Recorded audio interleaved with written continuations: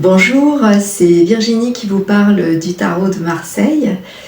Bienvenue à ceux qui découvrent la chaîne. Aujourd'hui, nous allons parler des qualités relationnelles de la papesse, en tout cas d'une en particulier, puisque j'ai choisi de reprendre un cycle des 22 lames majeures pour vous faire entrer plutôt là dans l'aspect relationnel de chacune des lames. Et nous avons vu la dernière fois la qualité d'émerveillement du battleur qui démarrait ce parcours et qui demandait, donc je vous donnerai notamment une idée d'exercice ou d'attention à avoir dans le courant de la semaine pour développer en tout cas des capacités relationnelles, d'être plus conscient en tout cas grâce au tarot de Marseille de son comportement relationnel et de s'améliorer au fur et à mesure dans ses relations. Donc je vous avais proposé de choisir une relation que vous auriez envie de renouveler au travers de ces 22 lames majeures. Donc comme je vous l'avais dit, il peut s'agir d'une relation amoureuse, d'une relation amicale ou même d'une collaboration professionnelle. Ou même de votre relation à un groupe aussi, c'est possible, pour arriver à mettre justement plus de conscience et mettre des mots sur ce que vous vivez et ainsi vous challenger au fur et à mesure des vidéos pour avoir plus de force dans vos relations et développer tout votre potentiel relationnel. Bien sûr, mon livre L'Esprit du Tarot de Marseille vous donnera plus d'indications à chaque fois sur la carte et sa qualité et ses qualités. Donc je vous remets bien sûr dans le descriptif les coordonnées de mon site pour vous procurer mon livre ainsi que les 22 exercices qui complètent le livre. Et donc en route pour les qualités de la papesse. Alors, on pourrait croire comme ça, quand on regarde ce personnage, elle est assez statique, donc dans son trône, on peut dire, et donc elle a un voile derrière elle qui montre qu'elle cache quelque chose. Je l'avais déjà évoqué donc dans le précédent parcours. Et donc c'est un personnage qui évoque par son nom, la papesse, son lien en fait avec la sagesse spirituelle.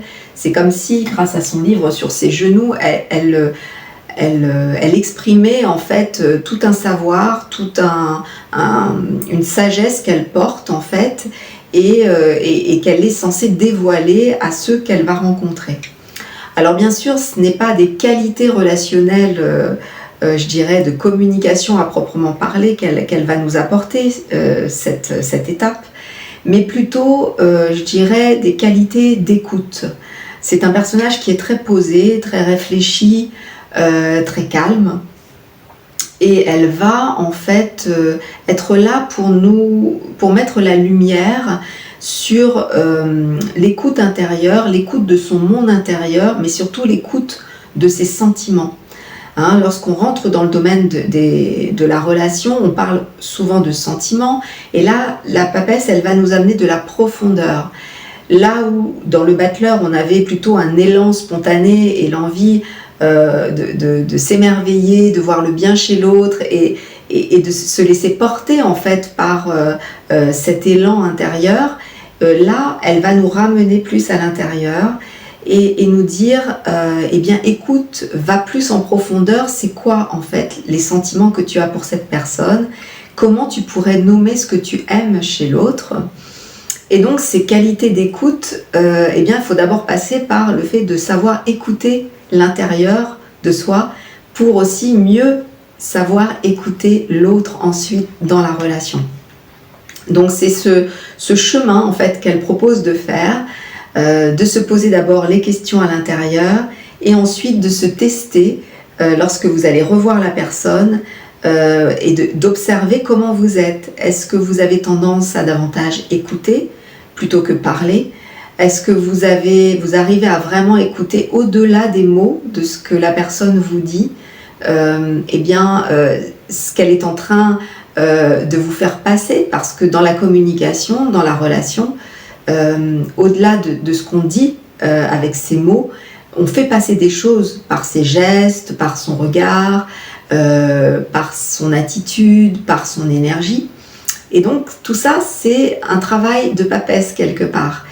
On cherche à écouter au-delà de ce que la personne exprime, dans quel état est la personne. Et donc ça veut dire qu'on doit être très conscient, très concentré, et pour cela, et accueillir l'autre en quelque sorte. Accueillir ce que l'autre est en train de nous dire. Donc tout ça, c'est un travail.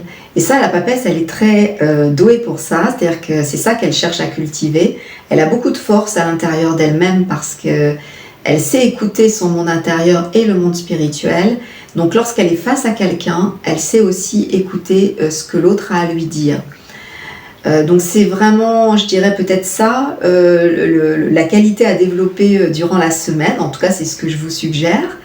D'apprendre à écouter votre monde intérieur, donc les sentiments que vous avez vis-à-vis de la personne choisie pour ce parcours, d'arriver à les écrire peut-être pour en être beaucoup plus conscient, et ensuite d'avoir cette attitude d'écoute lorsque vous serez en sa présence, pour savoir entendre ce qu'elle a à vous dire en fait au-delà des mots. Et puis sinon, ce que je souhaitais vous dire par rapport à cette papesse, parce qu'elle peut représenter aussi toutes les influences que l'on peut avoir depuis l'enfance, puisque là on démarre le parcours, donc il faut observer aussi et apprendre à se connaître sur son fonctionnement comportemental aussi dans ses relations. Et la papesse pourrait représenter toutes les influences, on va dire, religieuses ou de l'éducation dans nos relations, c'est-à-dire comment on nous a inculqué une façon de fonctionner dans les relations avec certains dogmes, certains tabous, certains interdits. Elle pourrait représenter cela aussi. Et donc c'est important de faire le point avec ça pour voir si on est très influencé par des conditionnements qui nous viennent de l'enfance, de notre éducation, mais plutôt religieuse. Donc on en reparlera quand on atteindra la lame 5 avec le pape, parce que là c'est le pendant de la papesse. Donc ce sera aussi les influences religieuses, mais d'un autre point de vue. Donc là, peut-être observer si vous avez justement certains tabous, certains interdits, une façon de fonctionner dans la relation qui vous vient eh bien de ce carcan peut-être, qui peut être un peu emprisonnant et qui vous empêche en fait d'exprimer vos sentiments correctement. Voilà. Donc ce sera peut-être la deuxième chose, le deuxième exercice, je dirais, de la semaine. Voilà ce que je peux vous dire sur ce personnage. Donc en résumé, c'est l'écoute pour cette semaine de la papesse. Donc écouter son monde intérieur et puis apprendre à écouter l'autre ou les autres. Et donc on fera le point la prochaine fois, puisque là on parlera davantage de communication, puisqu'on rencontrera l'impératrice. Donc là, avant de pouvoir communiquer correctement, il s'agit d'apprendre à écouter. Écouter ce que l'on a intérieurement, nos sentiments, pour pouvoir ensuite les exprimer correctement. Voilà, donc je vous laisse sur cette papesse et sur ce ressenti d'être posé, de pouvoir écouter son monde intérieur, de se renforcer intérieurement pour arriver à mieux écouter l'autre. Je vous souhaite une bonne semaine et à la semaine prochaine.